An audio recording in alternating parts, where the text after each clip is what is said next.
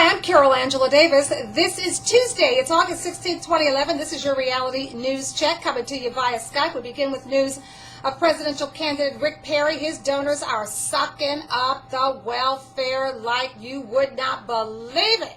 Yeah, we'll tell you about it. Also today, good news for the USA. We'll tell you about that. Plus, President Obama works to spur job growth. Then cities where the housing market could plummet again. Yeah, yet again.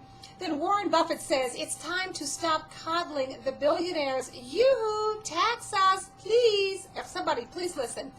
And then Ruth Madoff and the Big D. And then finally, the Muslims are coming. The Muslims are coming. Yeah, wait till you hear this. You're going to enjoy this. Okay, let's begin with our news. Fitch Ratings today has reaffirmed the highest AAA credit rating for the U.S. That's right, for U.S. debt. In doing so, Fitch cited the exceptional credit worthiness of the U.S. Fitch, of course, is one of the big three ratings firms, along with Standard & Poor's and Moody's Investors Service. Fitch says the U.S. would maintain its coveted AAA rating because of the ability of its broad and diverse economy to withstand economic shocks. Moody's, as you know, reaffirmed the U.S.'s top AAA ranking on August 8th, citing the U.S. Status as printer of the world's reserve currency. Standard & Poor's, yuck, yuck, yuck, and its political agenda downgraded the U.S. Who needs them? All right, now let's turn to some more news in the race for the presidency 2012, Rick Perry. Oh, Rick. Yeah, okay. Texas governor and Republican Rick Perry is on the move, but let's just find out who he is. You know, you can tell a whole lot about a man by who he takes money from. You know what I'm saying? Okay, let's look at his donors. Perry has received a total, get this, of $37 million over the last decade from just 150 individuals and couples. See, it's that top 1%, they just keep getting richer and richer and richer, and we just keep getting poorer and poorer and poorer. Well, these are Rick Perry's donors, okay? They've given him more than a third of the $102 million that he has raised as governor through December. Nearly half of those donors received very large business contracts, tax breaks, or appointments under Perry. That is the word from the LA Times. Let me tell you, this is what we call corporate welfare, okay? This is corporate welfare. And this information is coming to us from the LA Times. All right, get this. Contracts like permission for waste company WCS to build a low-level radioactive waste disposal site in Texas, a project that promises to generate hundreds of millions of dollars. Yeah.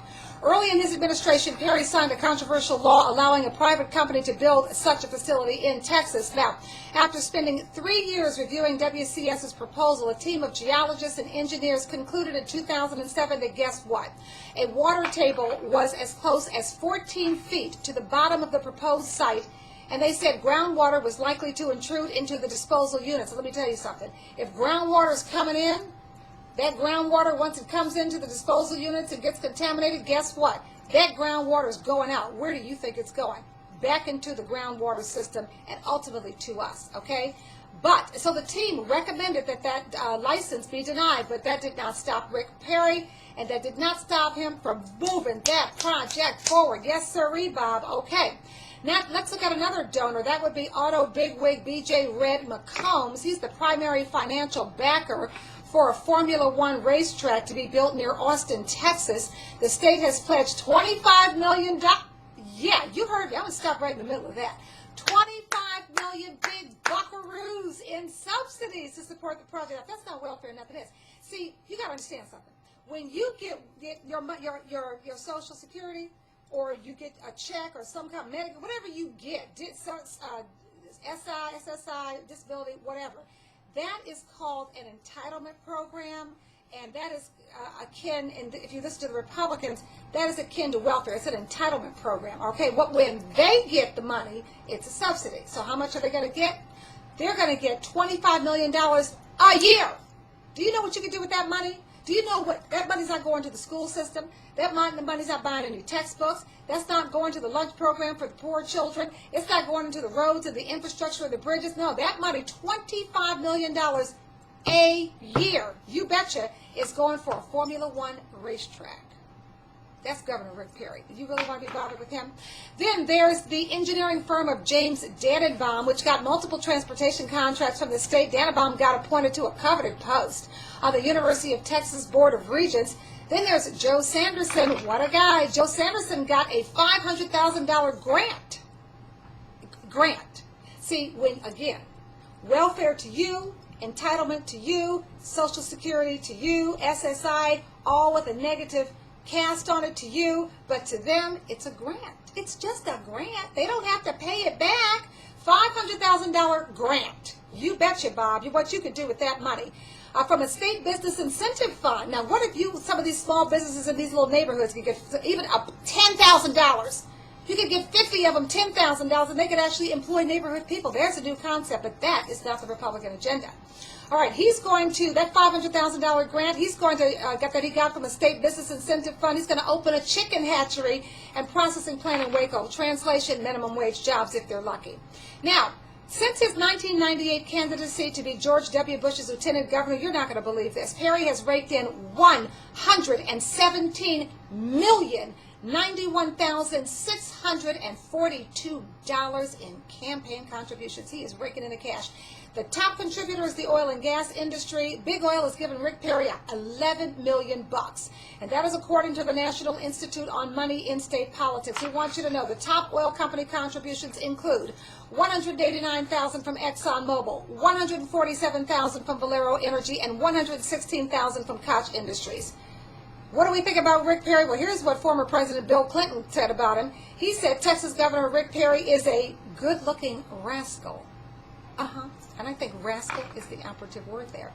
All right, in other news, let's go to President Obama. He is set to announce initiatives to spur job creation in rural America, and he's going to do it without forcing the administration to get the backing of Congress, because, you know, as soon as you say job growth, job creation to the Republicans, they say no.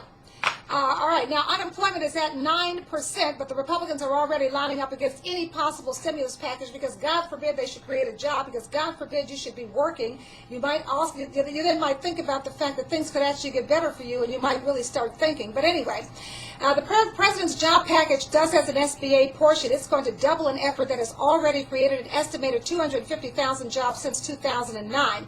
Now, this is the rural America portion of the president's job creation package. So even though only 16% of the population lives in rural America, you're not going to believe this, 90% of persistent poverty is found there. So they got to do something. The president has also ordered that more hospitals should be made eligible to receive loans to hire new doctors. And the administration will be making loans available for rural hospitals to invest in information technology upgrades. The president also wants Congress to enact legislation that will extend a payroll tax holiday and unemployment insurance, passing free trade agreements, and he wants them to set up an infrastructure bank. Well, we'll see.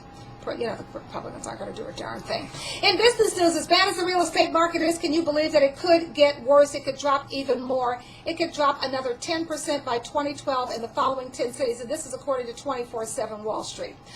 We're talking Fort Lauderdale, Florida, Bethesda, Maryland, Salinas, California, Merced, California, El Centro, California, Miami, Florida, Detroit, Las Vegas, Riverside, San Bernardino, California, and Naples, Florida. Yeah. Okay? Now, also, billionaire investor Warren Buffett, he's calling on the mega rich to pay more taxes. Buffett says he would immediately raise rates on households that have a taxable income of more than $1 million. And he says he would add an additional increase for those making $10 million or more. Sounds fair to me. He's recommending that the 12 members of Congress, that new group that are charged with devising a deficit reduction plan, he wants them to leave rates unchanged for 99.7% of the population. We're only talking about, can you imagine, 0.3% of the population, they got everything.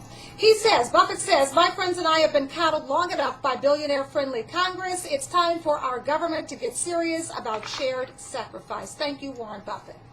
In news tidbits and wrapping up, House Minority Leader Nancy Pelosi, Democrat from California, mad at Republicans for what she labels their anti-worker agenda in the face of soaring unemployment. Pelosi says the GOP's focus on deficits over jobs prioritizes the wealthy over the middle class. As you know, Republicans are pushing a strategy that focuses on, you betcha, cutting taxes. Then House Democratic Caucus Chairman John Larson, he's from Connecticut. He's expected this week to introduce legislation that will create a joint select committee on job creation, similar to the super committee on deficit reduction. Then Ruth Madoff is divorcing scumbag Bernie Madoff. That's her husband of 52 years. You remember her, of course. She stood by her husband despite his $65 billion Ponzi scheme and 150-year prison sentence, but now she has finally had enough. She's saying farewell. Apparently, she hasn't visited Bernie since their eldest son, Mark's suicide. That was in December of 2010. You remember that. After Mark's death, of course, his widow refused to allow Ruth to come to the memorial service, and she remains estranged from her other son, Andrew, as well. And then finally today, the Muslims are coming. The Muslims are coming. Oh my gosh, the Muslims. What are they going to do? Well, it's a comedy tour, darling, traveling to small towns throughout the South in hopes of opening up discussion about Muslim stereotypes. Go see it if it's in a town near you. The tour started in Gainesville, Florida. You know that town. That is the home of Terry Jones. He's the pastor who, of course, attracted international headlines when he had the nerve to burn the Quran. Yuck on him. The tour itinerary is Lawrenceville, Georgia. That's outside of Atlanta. Then on to Alabama and on to Tennessee. All right. The show features comedians Dean Obadala, Negan Farsad, Maysoon Zaid, and Omar Elba. They're targeting small conservative towns in the South where controversies over Islam have erupted. We wish them well. I'd love to see that tour. I'm Carol Angela Davis. Thank you for joining me. It's Tuesday, August 16th, 2011. This is your Reality News Check. See you tomorrow.